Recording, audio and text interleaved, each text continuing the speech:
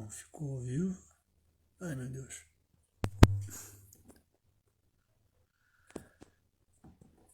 Cadê aqui?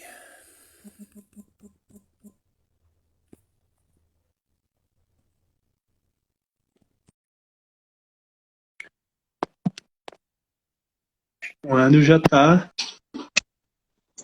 Oi, Anderson. Pô, consegui. Quase infartei aqui.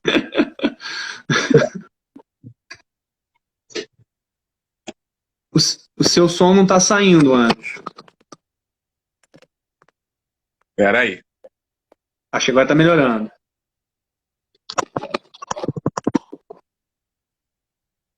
Foi? Foi. Agora eu tô te escutando bem.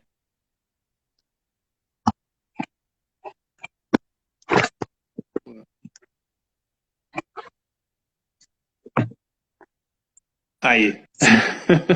Esse negócio de ser no celular. Bom, Também apanhei. Não se preocupa, não. É a idade, Anderson. É isso mesmo. não fala isso não, cara. Bom, deixa eu ver aqui se tá tudo certo. Acho que sim. Hora que você quiser, acho que a gente pode começar, né? Podemos? Só um instante aqui, Vitor. Deixa eu só Tá, beleza. Me dá o ok aí que. A melhor maneira que eu coloco aqui, deixa eu ver. Eu acho que tem que ser em pé. Pediram pra fazer em pé o celular. Eu acho que fica melhor. Isso. Pô, tá ótimo. Peraí. Tá ruim assim, né? Não, tá bom, cara. Beleza. Bom, gostaria primeiramente de agradecer a todos os ouvintes que estão aqui. Ouvintes não, né? Espectadores, né? Da live. Todo mundo que está assistindo. A gente vai começar a falar até um ciclo, né? De entrevistas, de lives. Eu acredito que essa seja a primeira que o Lázaro está fazendo, em conjunto com um projeto que é Satélites à Luz na Observação da Terra. É um projeto de extensão, né? E aí tiveram essa péssima escolha de me colocar para fazer a primeira entrevista. Não, brincadeira, mas eu sou formado na FRJ, eu me graduei como bacharel em Ciências da Terra, Ciências Matemáticas da Terra, e sou mestre em Meteorologia pela UFRJ e participo do Laboratório de Aplicações de Satélites Ambientais, que é o LASA. E hoje, né, especialmente, a gente tem aqui a participação do Andro José de Lucena, que é doutor em Ciências Atmosféricas pela COP, né, pela UFRJ, mestre em Geografia pela UERJ, você me corrige se eu errar, por favor, Andros, e licenciado e graduado em Geografia pela UFRJ, né, Andros? O primeiro tema que foi escolhido para as lives, né, o tema de hoje, é sobre as ilhas de calor urbano. Um tema que eu trabalhei um pouco na minha graduação, o Andros acabou sendo também meu co-orientador, e a gente até hoje continua desenvolvendo muita coisa sobre esse tema, né? Então, Andres, eu vou começar assim, vou jogar um pouco da batata quente pro seu colo aí.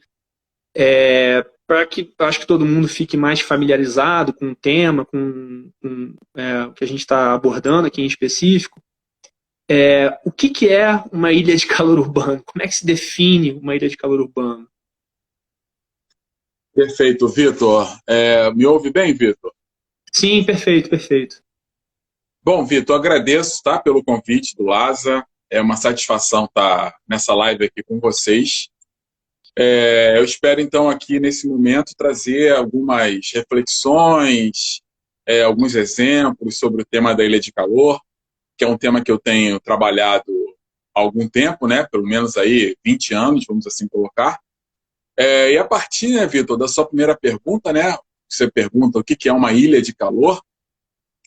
É relativamente um conceito até simples, né? Porque a ilha de calor são áreas mais quentes do que o seu entorno. Se a gente for ver o histórico do conceito de ilha de calor, que surge na Europa, especialmente em Londres, o que se faz a ideia de ilha de calor? Você comparar a área central com os arredores. E esses arredores, se a gente for pensar em Londres, naquele momento, e em várias cidades da Europa, tem a ver com a comparação com o subúrbio ou a periferia de Londres.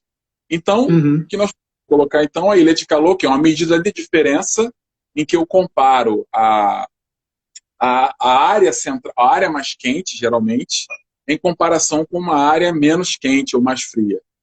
E aí a gente pode até dizer que se configura uma ilha de calor clássica. O que é a ilha de calor clássica? Né? Aquela ilha que o núcleo mais quente dela está na área central da cidade e ao redor você tem os espaços mais frios, certo?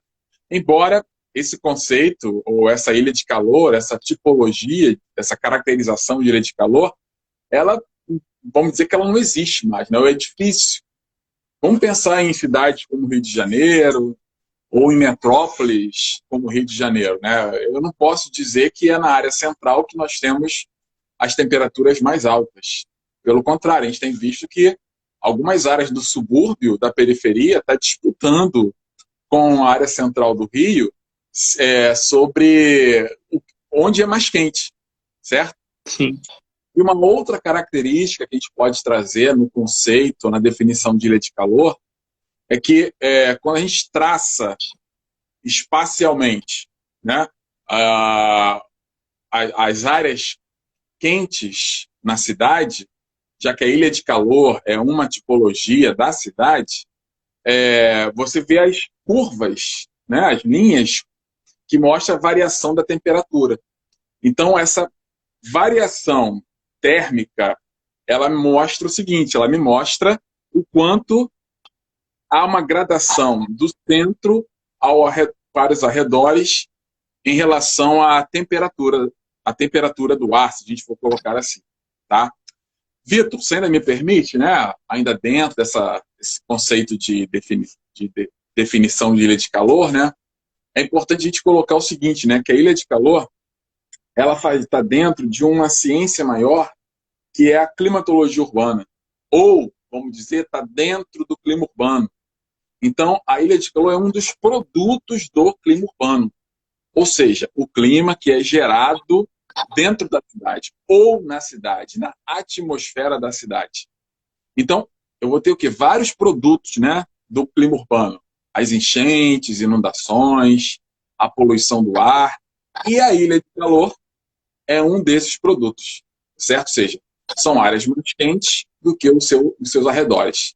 E esses arredores aí eu tanto posso dizer que são as áreas rurais ou as áreas periféricas ou suburbanas. Que no nosso caso aqui de Rio de Janeiro, ou no nosso caso aqui de regiões tropicais menos desenvolvidas, esse conceito clássico ele não atende mais, né? Podemos assim dizer. Tá?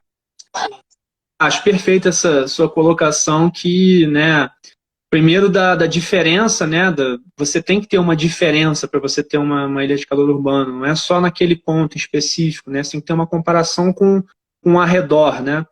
Eu acho que isso às vezes causa até um pouco de confusão das semelhanças entre o que é o clima urbano e o que é a ilha de calor urbano, né, são dois conceitos assim, bem, um pouco distintos até, né, você precisa ter essa comparação.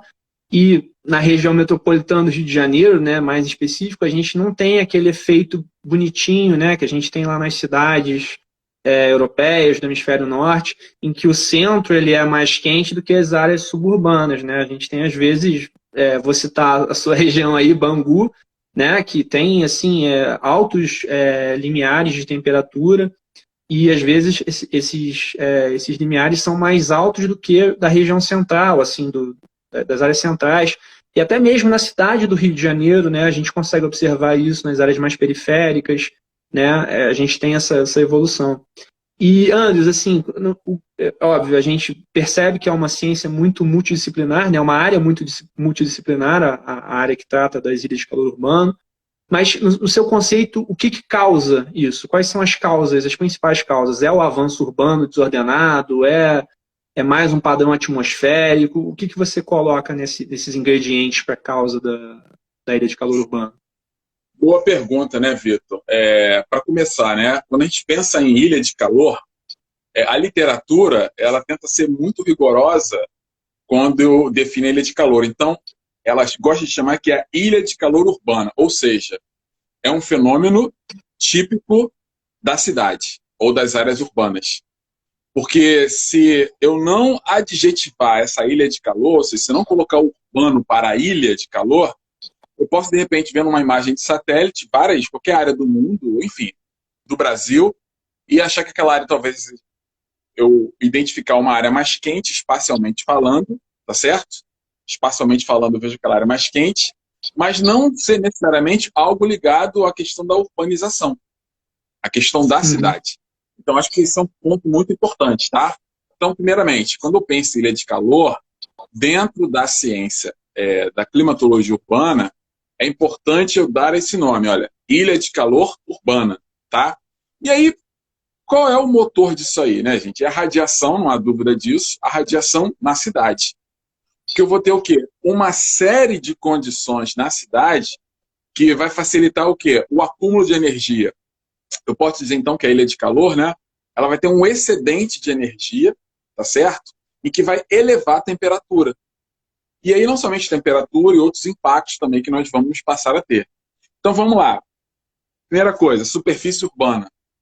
A superfície, quando ela perde a permeabilidade, a superfície, quando ela perde o seu ambiente natural e aumenta o seu espaço artificial, ou seja, ela facilita a entrada de energia e dificulta a dispersão dessa energia.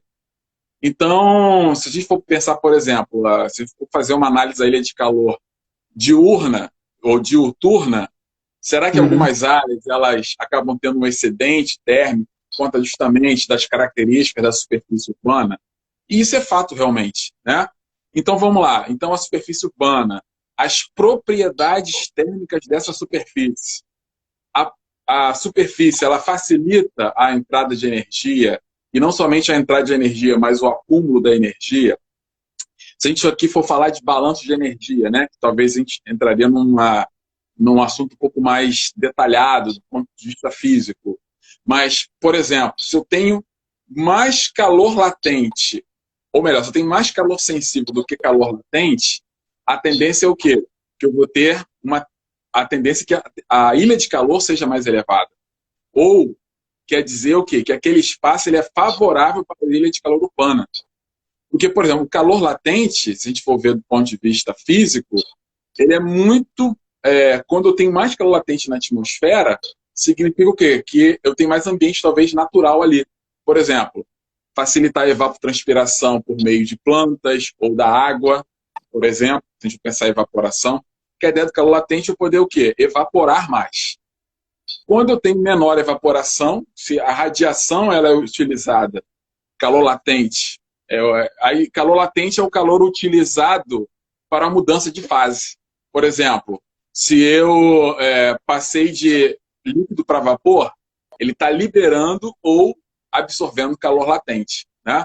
Então, isso é um ponto muito importante, tá? Então, não vou entrar muito nessa parte mais física, mas, enfim, do ponto de vista conceitual, físico, se eu tenho maiores condições favoráveis no meu espaço, que vão favorecer o acúmulo de energia, então isso vai estar dentro da origem da ilha de calor. Outra, calor antropogênico, né? Ou seja, além das condições da superfície, quanto que a cidade está liberando de energia? Aí eu vou dar vários exemplos. São indústrias que vão liberar poluição, embora isso é cada vez menos comum nas cidades, né? Nas cidades grandes, como o Rio, por dar um exemplo. Mas, por um outro lado, você tem muita eliminação de poluição ou de poluentes por meio de veículos automotores. Ou, um outro exemplo, o quanto que o ar-condicionado ele resfria o ambiente interno, mas o quanto de calor externo ele também está liberando. Então, são exemplos que nós temos aí de tudo que vai estar facilitando o acúmulo de energia ou mais energia no espaço da cidade. E aí nós vamos ter alguns controles físicos para facilitar ou não essa ilha de calor. Por exemplo, o vento, ou melhor, o ar, ele está parado ou ele está em movimento? Né? Então, a gente vê que se eu tenho maior movimentação do ar, né, se eu tenho esse vento, esse movimento na horizontal, eu vou conseguir dispersar mais o calor, não vai acumular tanto, ele é favorável. Nuvem, eu tenho nuvem na parte do dia ou na parte da noite, para ele favorecer a entrada de energia ou a dissipação da energia que é recebida pela superfície ao longo do dia. E um outro ponto ainda dentro da atmosfera, umidade. A umidade é alta ou a umidade é baixa? Dentro nos conceitos de ilha de calor, fala-se muito da ilha de calor seca, que é aquela ilha de calor que ela pode elevar a temperatura do ar. Tá? Então, Vitor, eu acho que eu trouxe aqui uma série de fatores que podem favorecer a origem da ilha de calor, né? Mas está tudo relacionado ao quê? As características da superfície urbana. Eu tenho menos superfície natural e eu tenho mais superfície artificial que vai favorecer o acúmulo de energia. Pô, Anderson, sensacional. É importante ver, né, como esses microclimas que são gerados através também, né, da superfície são importantes, né? Eu acho que é bom também colocar assim algumas definições. É legal essa parte do calor latente que você fala bastante, né? É aquele calor necessário para você mudar a fase da água.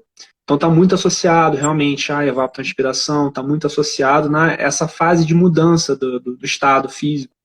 Então isso eu acho que é super importante para quando a gente está definindo, né, uma propriedade física, né?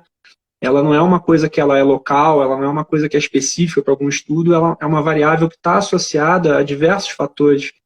E mais em específico ainda para a ilha de calor, né? Que, como você mesmo disse, tem várias situações, agravamentos, coisas que podem fazer com que essa ilha de calor piore essas situações. Que aí são os efeitos, né? Você falou da poluição, você falou da questão do ar-condicionado também, né? Que é a parte energética. Eu acho que esse mês, né, tá todo mundo sofrendo com as contas da Light, que estão em vermelho, as questões ambientais, né? E por aí vai. Tá tudo interligado. Por conta disso, você acha que principalmente falar também muito da superfície, né? A importância da superfície. Quais você acha que são as formas das quais a gente pode mitigar um pouco a ilha de calor urbana? A gente pode, as áreas verdes, quais que são as importâncias dela, né? Quais são as soluções para um efeito como esse? Bom, Vitor, você já trouxe né?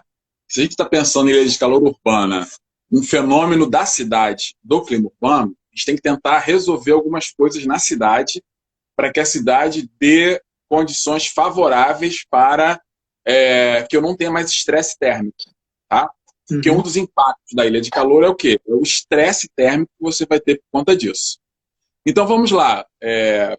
Eu falei aqui que um dos tipos de causa da ilha de calor está na sua superfície.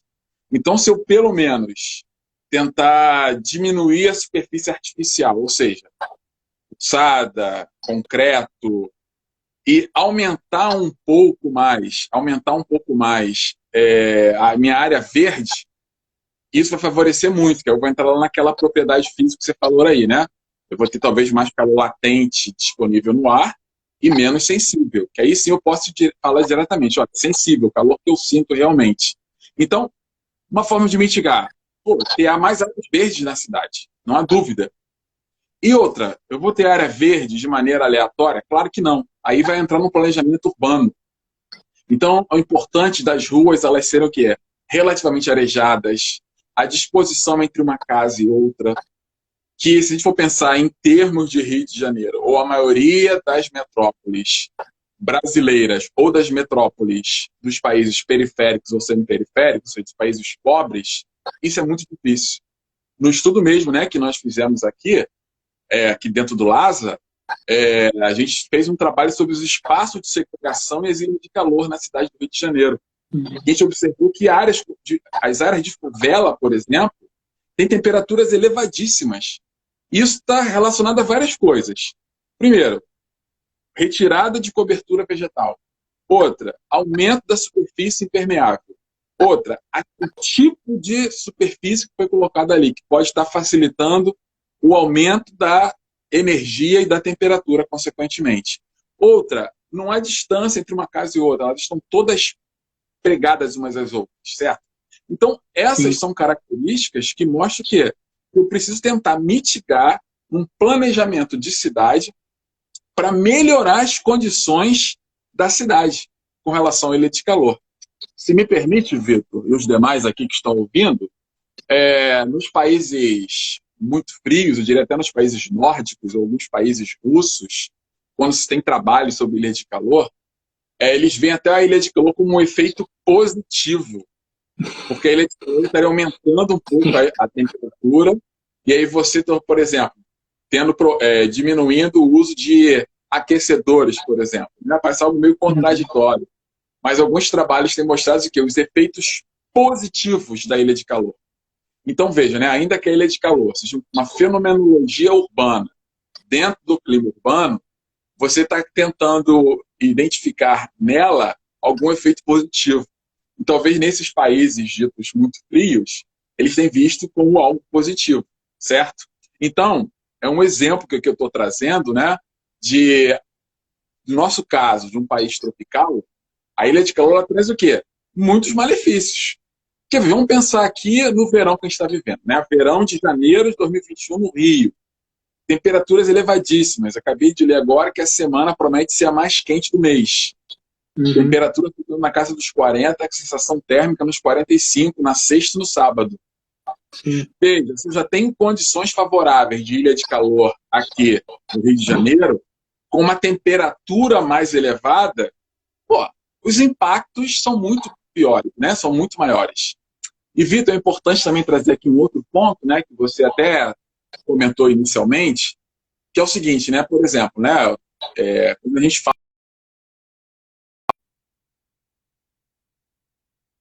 do Rio de Janeiro, por exemplo, Bangu e adjacências, né, que é conhecido internacionalmente, vamos dizer assim, que é um lugar muito quente, ele não é quente por causa da ilha de calor, né? O que faz Bangu ser quente, a zona oeste do Rio de Janeiro, é a sua fisiografia, vamos assim dizer, algo natural. O que a gente tem observado, maciços, né, principalmente. o que a gente tem observado nos mapas termais da cidade do Rio de Janeiro, desses 40 anos de estudo que a gente tem desenvolvido, é que essas áreas aqui da Zona Oeste e da Baixada Fluminense, por exemplo, ou lá do extremo leste da região metropolitana, por conta do avanço da urbanização, é que as temperaturas também têm se elevado, certo?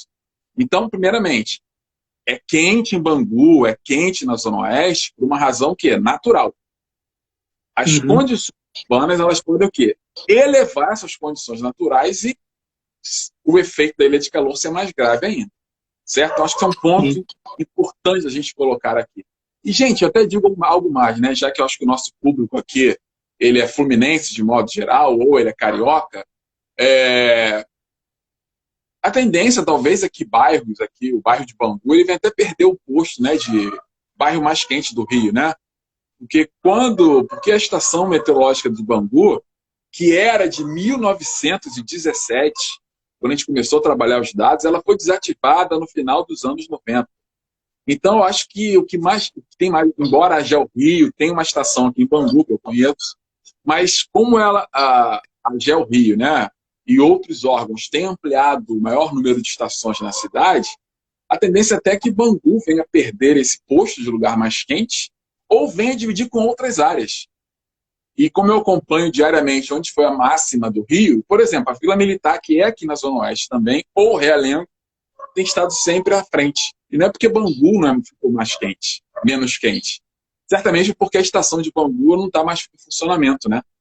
Então, vamos ver aí se os nossos filhos ainda vão lidar com essa coisa de que Bangu é o lugar mais quente, né? Eu acho que não.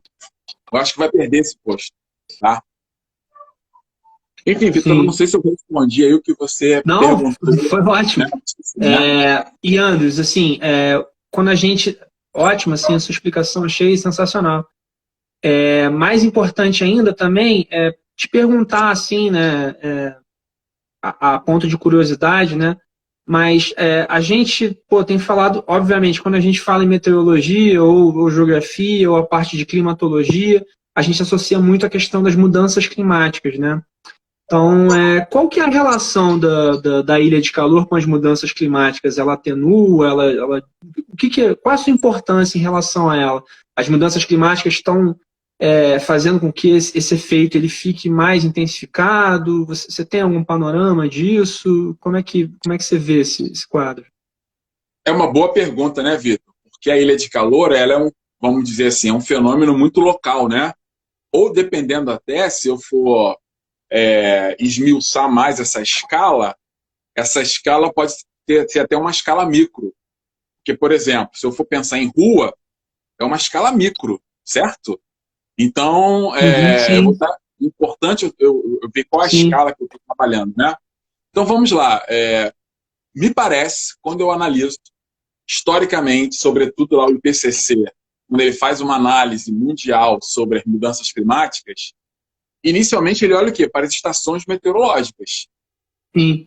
Essas estações meteorológicas, mundialmente, se a gente for ver o avanço das cidades, ainda que nós tenhamos lá uma. Ainda que nós tenhamos um ponto de que, na meteorologia, como é que tem que ser a estação meteorológica? 1,5 metro do chão, numa área gramada. Por que 1,5 metro do chão? Para você ter o menor contato possível com a superfície. Mas ainda que tenha essa área gramada, o entorno não está gramado, né? Ou seja, não é mais rural, é urbano. Então, primeiramente, a ilha de calor, se a gente for pensar em mudanças climáticas globais e num cenário de aquecimento global, não há dúvida que a ilha de calor está contribuindo. E nós temos visto vários trabalhos aí mostrando isso, quando eles colocam as simulações dos modelos, incluindo a ilha de calor também, ainda que seja numa escala local. Porque então ele vai casando uma série de escalas. É óbvio, gente, que não é algo tão simples assim de você fazer uma afirmação que a ilha de calor, num contexto de mudanças climáticas, de aquecimento global, ela vai aumentar mais. Não é tão simples, mas quando eu olho para o panorama mundial, ou dos últimos 200, 300 anos, que o IPCC faz essa análise a partir de estações meteorológicas, e se a ilha de calor é um fenômeno urbano, ele está dentro da cidade, não há dúvida que ela está influenciando muito, não há dúvida disso. Então, as modelagens de mudanças climáticas, elas vão, então, poder responder bastante. E aqui eu poderia dar alguns exemplos de artigos que têm falado sobre isso. Então, Vitor, há uma influência, sim. Direta ou indiretamente, há uma influência, sim, da ilha de calor no contexto de mudanças climáticas, principalmente quando eu penso em um aquecimento global. Ou vamos dar outro exemplo aqui, né? Embora a gente deve ter algumas perguntas para o final, vamos pensar, a onda de calor ela estaria dentro de um contexto de mudança climática? Né? Porque as ondas de calor não deixam de ser, não pensa ser. Sim, sim, sim, mas vamos só para, assim, eu acho que é só para ficar claro para todo mundo. Acho que seria até a minha próxima pergunta aqui para você. A gente começa a observar bastante, né, os eventos extremos, né, associados a gente fala de mudanças climáticas. Acho que uma das principais questões a gente vê o aumento da frequência, né, dos eventos extremos. Então a gente tem um cenário com mais queimadas, né, com mais tempestades severas. E, eventualmente, você citou um aí agora, que eu acho que é até uma pergunta que está aqui na lista, sobre as ondas de calor, né? O que configura a onda de calor, o que é uma onda de calor, o que configura, e se existe alguma relação da onda de calor, né, com a ilha de calor, para que fique claro assim para as pessoas essas diferenças. Vamos lá, né? Para começar, né? São escalas diferentes, né, pessoal? A onda de calor é um evento, vamos chamar assim, extremo, se a gente for colocar, ou um evento apenas, que está dentro de uma escala regional ou mesmo global. Vamos colocar regional, né? Então vamos lá, alguns trabalhos, temos alguns especialistas aqui no próprio LASA, né, que tem estudado as ondas de calor. Então vamos lá, quantos dias consecutivos do anticiclone do Atlântico Sul aqui presente no Sudeste eu posso dizer que é uma onda de calor? Tá? Então vamos pensar. Então vamos lá, digamos que a gente esteja vivendo uma onda de calor nessas 3 semanas aqui de janeiro. Digamos que seja uma onda de... Se o espaço urbano do Rio de Janeiro ele já é favorável para acumular energia, e se está pensando em verão, que eu tenho dias mais longos, noites mais curtas, o que significa? Acumula mais energia e demora mais a liberar, ainda mais em um espaço de superfície que favorece a entrada de energia. Então, eu não tenho condição talvez de fazer uma relação direta, né? Sobretudo estatística, mas se a ilha de calor está sendo elevada por conta das condições urbanas da cidade, e eu tenho tido um aumento das ondas de calor, como não associar a ilha de calor às ondas de calor? Como não associar? Certamente estão aqui os estudos futuros ou os estudos presentes, que já estão em andamento, vão começar a mostrar isso. Certamente a maior dificuldade é você talvez distinguir as escalas, né? Como é que eu vou colocar a escala dele de calor e a escala de uma onda de calor? Né? Na boa, né? Na meteorologia, né? Ou na geografia, ou quando se pensa em clima, as escalas elas são muito importantes a gente poder definir as escalas, certo? Para a gente não confundir os campos de atuação, né? Então, Vitor, não sei se eu respondi ou se eu trouxe mais dúvidas, mas é possível sim ter uma relação entre ilhas de calor e ondas de calor, em que as ilhas de calor possam realmente estar aumentando essas ondas de calor, ou ao contrário. Eu tenho tido mais ondas de calor e elas estão sendo favoráveis para que localmente as ilhas de calor ampliem o seu core. Se eu tinha uma média de 10 graus de ilha de calor no Rio, está indo para 12. Então é importante ver quem é que está influenciando quem. Mas convenhamos que não é algo tão fácil assim. Então os estudos adiante vão poder dizer isso, certo? Perfeito, Anderson. Acho que existe... Eu também concordo com você que assim, a gente ainda está caminhando para poder entender melhor essa relação dos dois eventos, né? A onda de calor, por si só, já é um evento, né, de uma escala maior, né, uma escala ali, que eu diria, regional para sinótica, né? Ela tem que... na literatura, a gente vê que ela diz que você tem que ter temperaturas extremas, né, consecutivas. Então, em alguns lugares dizem 3 dias, né? Alguns outros dizem 5, vai depender muito da climatologia da região. E aí, pô, a gente imagina uma região que já tem um efeito, né, de uma ilha de calor, está sofrendo também, né, mais um acúmulo ali, mais um fenômeno, um evento extremo, né, acontecendo como uma onda de calor. É um impacto assim, muito forte, muito intenso, né? Inclusive para regiões em que sofrem já bastante com essas questões. Citar Bangu, mas assim, eu lembro também há algum tempo que a gente estava tentando lá no laboratório traçar um pouco a relação, por exemplo, da questão dos presídios. Não sei se você lembra bastante disso, mas tinha uma relação. Eu realmente também não lembro assim, especificamente o estudo e as estatísticas que foram feitas, mas eu lembro que a gente conseguia ver também que a disposição dos locais, né, dos presídios e de outras coisas também. No Rio de Janeiro, que é uma cidade que tem uma dinâmica assim, tanto populacional como outras coisas também, era algo que aconteciam coisas que não estavam na literatura, né? E a gente conseguia observar isso por conta do Rio de Janeiro e por conta de estar sofrendo esses dois fenômenos ao mesmo tempo. Bacana isso que você colocou, também a parte das resoluções, né? Eu acho que eu posso até puxar um pouco para a parte das resoluções dos modelos, né? Às vezes o modelo, né, que tem lá, às vezes, pontos de grade e tudo mais, ele não consegue, vamos falar da resolução do modelo em si, né? Ele não consegue enxergar muito bem ali a cidade. E aí como é que vai ver o efeito da ilha de calor se o modelo não tem essa resolução? Obviamente, a gente está evoluindo para coisas muito melhores, assim, acho que hoje em dia a parte da modelagem está avançando de uma forma assim, absurda, né? A gente hoje em dia já tem modelos chamados de Convection Permitting Models, sabe? Modelos que permitem a convecção, CP6. A gente já tem modelos que têm escalas de grade, né? Os piores agora são em 1/4 de grau, se você for ver, né? De 25 quilômetros, mais ou menos, aproximado, 28, 30 quilômetros. Então, assim, esses são os piores. Antigamente a gente tinha modelo que tinha 1 grau, né? 111 quilômetros, era uma coisa assim bem rudimentar, né? Para a gente poder enxergar algumas coisas como cidade, por exemplo. Então, acho que isso é bacana, assim. E aí te perguntar um pouco também, assim, a gente está vendo tudo isso, todos os efeitos e tal e tudo mais. Você tem ideia na cabeça alguma ação da prefeitura, do Ministério Público, que seja, sei lá, de um grupo específico na cidade, para tentar, no Rio de Janeiro, assim, específico mesmo, para tentar evitar esses efeitos, os efeitos da ilha de calor em si? Então, Vitor, eu acho que antes de entrar nessa parte aí, talvez, que eu acho que está dentro da ideia de mitigação, né? Mas é importante a gente falar sobre alguns impactos, né, Vitor? Que a ilha de calor ela pode trazer, né? Não, sim, Impactos. com certeza. Com certeza. Os impactos também. Eu acho que os impactos, eles, pô, Você até já citou alguns aqui, a gente também já conversou sobre alguns, né? Questão da poluição, questão das energéticas, da energética em si, né? Tanto na parte física, né? Mas também com relação à parte de energia mesmo na cidade do Rio de Janeiro, no estado.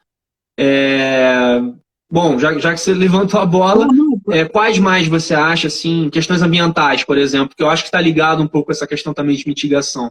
Você acha que a parte das questões ambientais, assim, a ilha de calor, o que tem sido feito, assim, para tentar, de alguma forma, assim, esse impacto em específico e esse tipo de mitigação? Então, Vitor, vamos lá, né? Como eu falei, né? Estou há 20 anos aí, né? Trabalhando com ilha de calor, e aí com o grupo aqui do LASA também, né?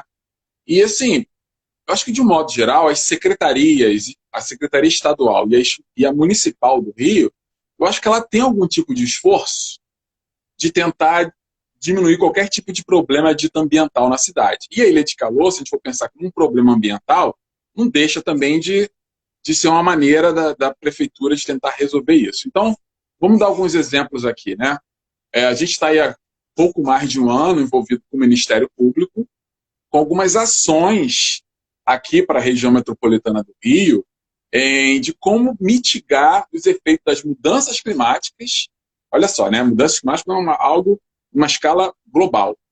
E aí a gente pode incluir questões como a ilha de calor, que está numa escala muito menor, para tentar resolver problemas mais locais.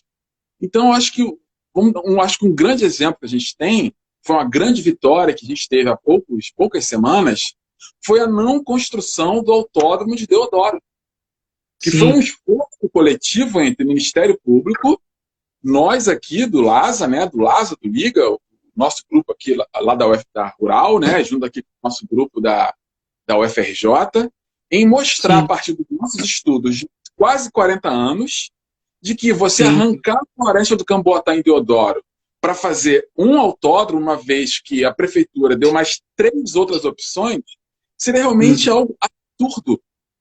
Eu acho que em nenhum lugar do mundo sério, num país desenvolvido da Europa, por exemplo, Japão, faria o que estava tentando fazer aqui no Rio.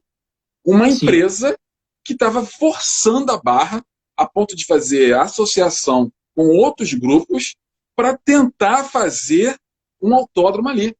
Não é à toa que, a partir dessa ação do Ministério Público, que procurou na academia, ou seja, na universidade, as pesquisas que a gente tem desenvolvido, a partir daí,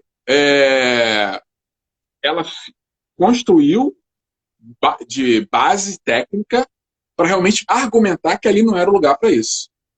E aí, qual foi a consequência disso? Veja, né? Para o ano que vem, que já está, no caso esse ano, é 2021, que Interlagos não estaria mais na rota da Fórmula 1, Uhum. voltou, porque Sim. a Fórmula 1 seria aqui no Rio. Gente, eu adoraria que a Fórmula 1 fosse no Rio, acho que isso é muito favorável, certo? Isso é interessantíssimo, não há dúvida disso, né? Mas não numa área de floresta. E mais, vamos mais adiante. Por conta disso, para começar, o Rio, infelizmente, eu vou dizer infelizmente, saiu da rota da Fórmula 1, que seria ótimo voltar, mas Uhum.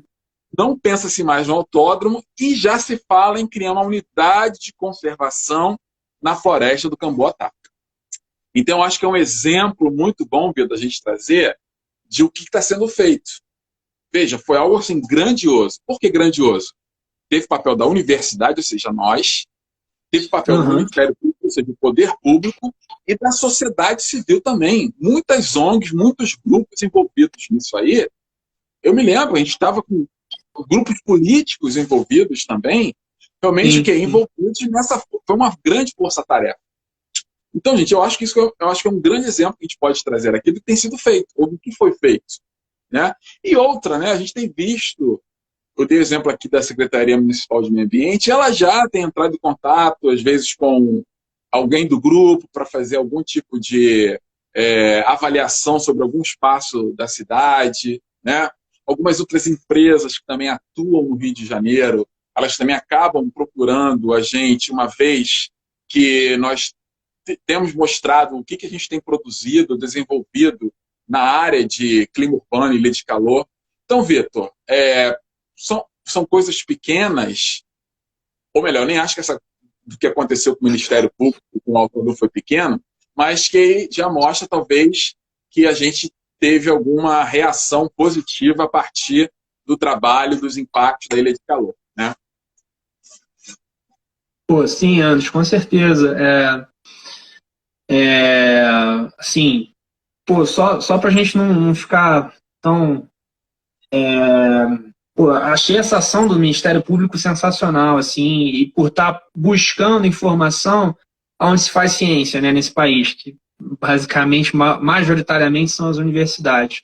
E eu gostaria que isso acontecesse em outras áreas também, né? Que bom que estão, pelo menos de alguma forma, buscando essa informação e tentando utilizar o embasamento da ciência para fazer algumas coisas, essa em específico, eu acho interessante. Antes, assim, por conta aqui também, eu acho que o assunto está maravilhoso, eu ficaria aqui durante horas e horas conversando, mas eu acho que por conta também do tempo eu vou abrir aqui para o público para ler um pouco das perguntas que estão fazendo e tudo mais, e ver se você poderia responder, que a gente já está com 40 minutos aqui da apresentação. Pode ser? Perfeito, Vitor. Vamos lá, Então claro. Que aí eu vou, toque em vou alguns ler assuntos algumas. também. Vamos Claro, lá. pô. É, Bom, tem duas perguntas aqui em específico, eu acho que eu vou ler a mais recente aqui, tá? A eletrificação do transporte público é eficaz para mitigar? Eu acho que está perguntando sobre para mitigar Sem a ilha sombra de de calor. dúvida. Sem sombra de dúvida, né? Porque se eu vou eliminar menos poluentes na atmosfera, tá? Se a gente for pensar aí, a poluição atmosférica, ela também está dentro desse contexto de clima urbano e que ela pode favorecer também a elevação da ilha de calor, né? O core, o núcleo da ilha de calor. Então, não há dúvida disso. A eletrificação é muito favorável. Para começar, se eu diminuir o transporte rodoviário e já ir para o ferroviário ou metroviário, já ajuda muito. O que dizer eletrificação, né? Mas aí realmente a gente tem que ir para o setor da tecnologia de transporte para ver qual é a viabilidade disso na cidade, que acredito que seja viável assim, né? Mas aí já foge da minha alçada. Agora, não há dúvida alguma que é muito importante, né, para mitigar. Tá. Uma outra aqui qual o incremento médio da temperatura trazida por uma ilha de calor? Não existe uma mensuração. Isso vai variar muito. Se você me perguntar qual é a ilha de calor no Rio de Janeiro, não existe. Ainda mais se a gente for pensar numa cidade ou numa metrópole como o Rio. A gente que está estudando o Rio, né, a gente até criou uma expressão diferente, que é o seguinte, ao invés de usar ilha de calor urbana, a gente está usando a expressão ilha de calor metropolitana. Por quê? Você não tem apenas uma área quente no Rio, que chama atenção, mas várias áreas. E é a Sim. partir daí, por exemplo, que a gente começou a atacar várias áreas da metrópole com pesquisa. Começou a atacar a área de Itaboraí, a Baixada Fluminense, Seropédica, bairros da cidade do Rio de Janeiro. Então, realmente, é uma ilha de calor metropolitana, ou seja, ela vai além da descrição urbana de uma cidade. Tá? Perfeito, Anderson. Tem outra aqui que o calor urbano, acho que pode. O calor urbano pode influenciar a temperatura numa área rural próxima da cidade? Sem dúvida, e os modelos já têm mostrado isso, né? Os modelos numéricos, eu acho que eles são muito favoráveis nesse sentido. né? Porque eles conseguem ver, por exemplo, algumas manchas ou nuvens criadas pela cidade que vão para os seus arredores, né? Então, A dispersão também do calor, né? Sim. A dispersão do calor e a própria poluição, né? Se a gente for pensar aqui na poluição atmosférica como um produto do clima urbano, e se eu analisar ou estudar concomitantemente a ilha de calor, eu vou poder, então, fazer muitas relações entre eles, certo? Então, é possível, sim. E, no caso, os modelos, eles têm sido muito favoráveis, né? Alguns estudos aqui têm feito isso, né? Alguns colegas da UF têm feito isso, né? Enfim, excelente, excelente, né? Muito bom, isso mesmo, é possível. Tá. Quais ações individuais que podem ser feitas para contribuir nessa mitigação? Aí não é o Ministério Público, né? O que você pode fazer para ajudar? Sinceramente, eu acho que, pensando em se tratando de lei de calor urbano, é uma questão muito mais de cidade, muito mais política do que individual. Eu vou entrar, então, se eu for por aí, eu vou entrar naquela ideia um pouco... Enfim, naquela ideia muito tradicional, por exemplo, o que é educação ambiental? Não é jogar lixo no chão? Né? Ou, por exemplo, aí então vamos pensar na ilha de calor, usar menos o ar-condicionado, como? Né? Enfim, eu acho que é possível, sim, você tentar... Eu não tenho ar-condicionado na minha casa. Eu hoje mesmo conversava que eu estou pensando em colocar um ar-condicionado aqui no meu quarto. Você mora em Bangu, né? Pois é, né? Olha só, né? Que contradição, né? Andy, então você está sendo uma pessoa que está olhando bem para a questão ambiental e não usar o ar-condicionado, né? Mas veja, eu com essa ideia de pandemia, estou mais tempo em casa e estou vendo realmente a dificuldade de você trabalhar em casa no período agora entre dezembro ou novembro e janeiro sem o ar-condicionado. Eu não tenho um ar-condicionado, eu acabo jogando tudo para madrugada, para trabalhar de madrugada. Então, assim, diminuir o uso do ar-condicionado seria um caminho? Pode ser. Né? Mas eu fico pensando, né, até onde essa ação... mas vamos pensar nos de 6 milhões de habitantes, vamos pensar, em 1 milhão de habitantes tem ar-condicionado. Pô, imagina, seria menos energia no ambiente. Sim, eu acho que é. Mas aí eu não vou mais além. Eu acho que é uma questão muito mais política mesmo, de governança, do que eu pensar numa ação individual para diminuir o efeito dele. Por favor, não estou dizendo que nós não temos condições ou alguma pré-responsabilidade sobre isso. O que eu estou querendo dizer... Não, sim, eu ia até complementar o que você está falando. Diga, desculpa.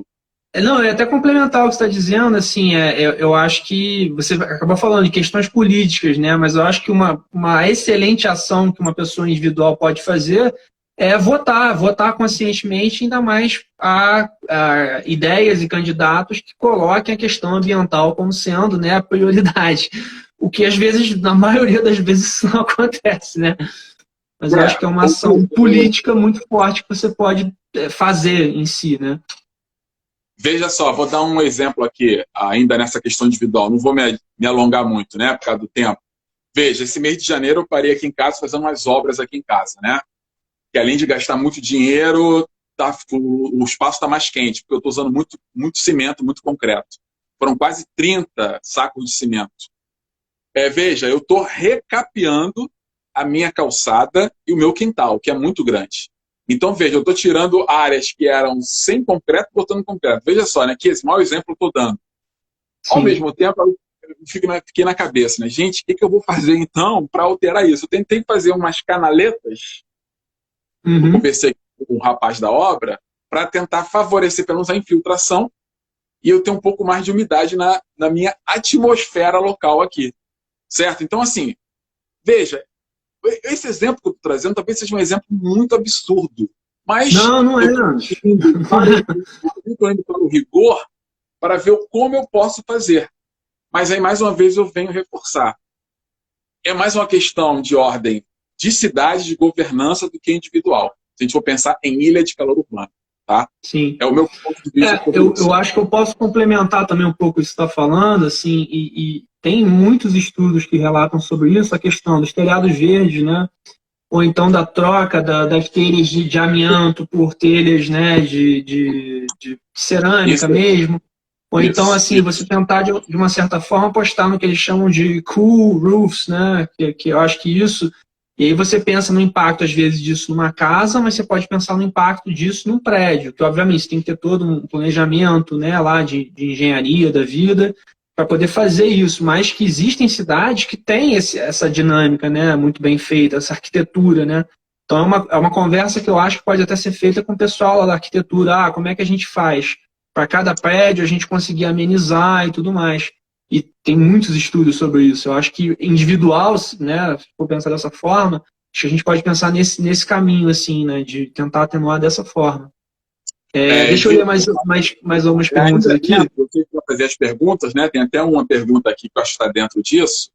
É importante, a ilha de calor está sendo um tema interdisciplinar, né? Ou seja, ele acaba abrangendo várias áreas do conhecimento, né? Ele não está restrito à meteorologia ou à climatologia urbana ou às ciências atmosféricas, mas ele vai além. E outro, ele vai para a arquitetura, vai para a engenharia e vai também até para as ciências sociais e humanas, se a gente for ver. Então, o grau de interdisciplinaridade, eu até diria transdisciplinaridade do tema Ilha de Calor é imenso. Sim, perfeito. Vamos lá as perguntas, Vitor. Temos pouco tempo. Eu vou ler, tem mais duas aqui. Ó. Uma é o que deveria ser feito para diminuição dessa poluição atmosférica, né?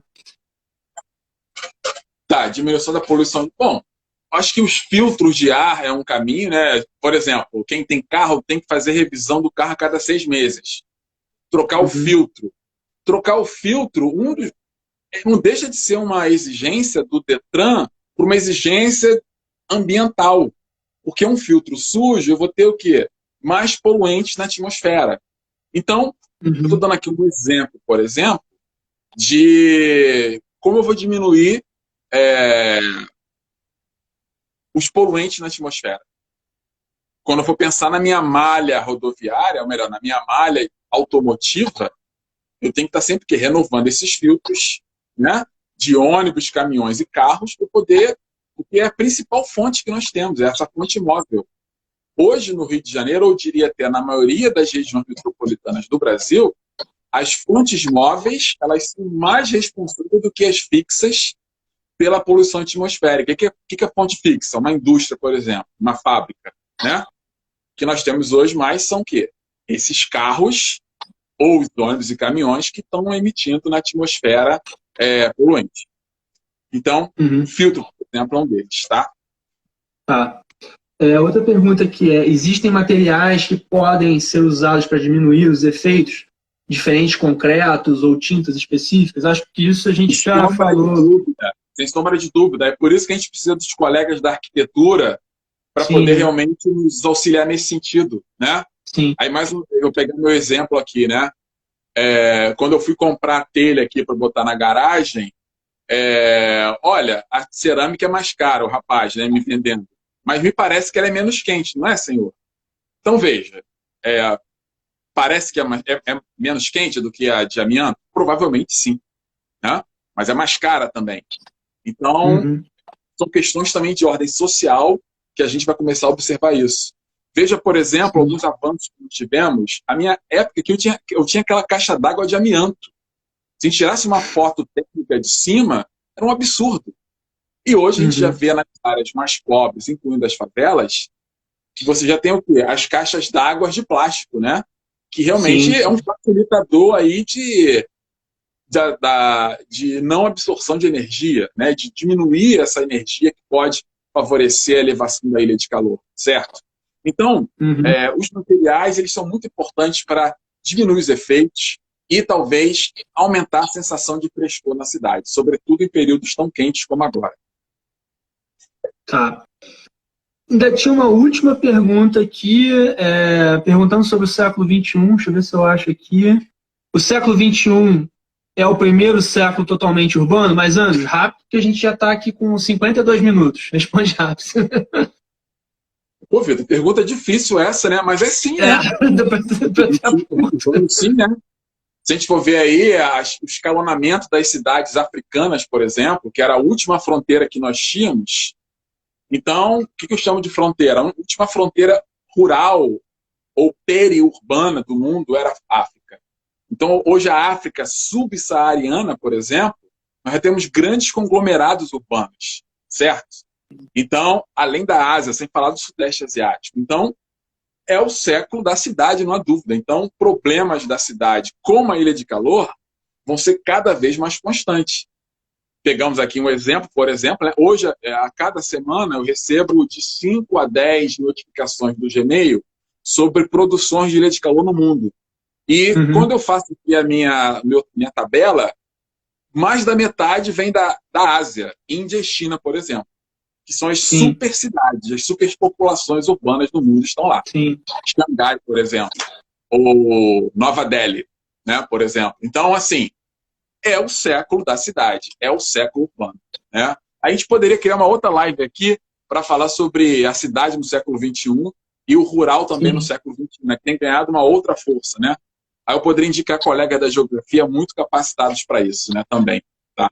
Pô, perfeito, Anderson. Assim, eu vou ter que encerrar, infelizmente, porque o Instagram só dá esse tempo curto para a gente poder fazer.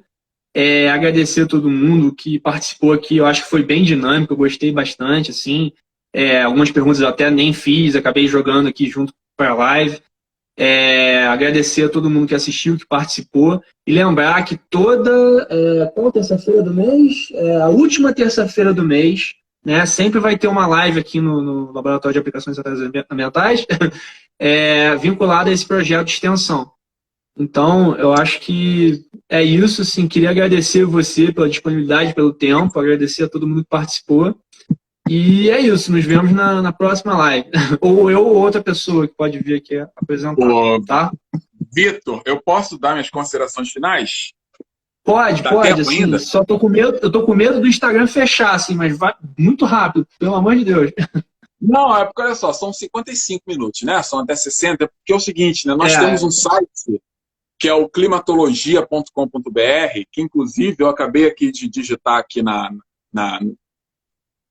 Enfim, eu acabei de digitar que nós temos lá uma visão dos últimos 40 anos da evolução da temperatura da superfície, no caso da Ilha de Calor, na região metropolitana do Rio, e nós temos ali vários informes a respeito do tema, né? Então, por exemplo, eu estou com ele aqui aberto, né? No caso, a aba 2, que é mapas e gráficos, é onde você entra e vê essa evolução dos mapas de calor anualmente desde 84.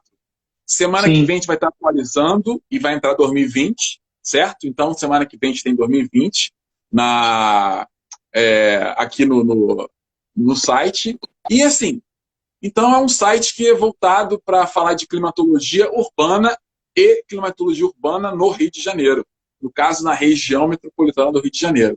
Então, os interessados dão uma varrida no site ou, pelo menos, o informe a respeito onde estão as áreas mais quentes do Rio. Vocês vão ver aí. Né? É bom que você faz um comparativo. É bastante interativo a parte de mapas e gráficos. Tá certo? Pô, perfeito, Anderson. Acho que... Então, é isso. Pô, mais perfeito. Acho que dá para colocar aqui na descrição do vídeo. Vou ver se eu consigo colocar na descrição do vídeo de alguma forma aqui o link para o site, para quem tiver interesse e tudo mais. Eu também digitei o link, enfim. Se alguém quiser ter esse interesse aí pelo tema, pode acessar, tá bom? Já está aqui, alguém comentou, a Renata comentou, www.climatologia.com.br. Pô, muito obrigado, Anderson. É isso. Eu que agradeço. Valeu. Até uma próxima aí. Um abraço a todos. Até uma próxima. Abração. Tchau. Vou finalizar aqui.